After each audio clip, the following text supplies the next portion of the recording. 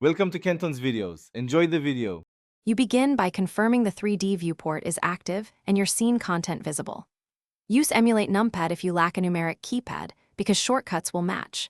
Set the pivot point and enable the view gizmo so you can see orientation. This makes the next steps predictable. Once done, press Numpad 1, 3, and 7 to snap to front, side, and top. This establishes correct camera relative viewpoints before you start manual navigation. Now you move into precise navigation.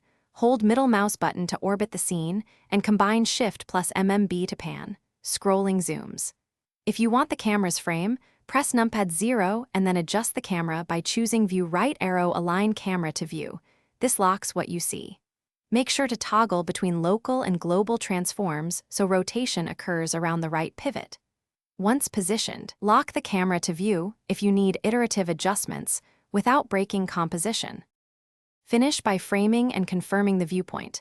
Lock the camera to view for final tweaks, then step out of camera mode and press numpad period to frame the selected object.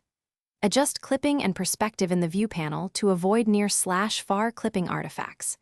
If the viewport behaves oddly, for example, it jumps or rotates unexpectedly, check Emulate Numpad, toggle the gizmos off and on, or reselect the pivot. This usually restores predictable navigation without losing your composition. Thanks for watching. Consider subscribing if we helped you.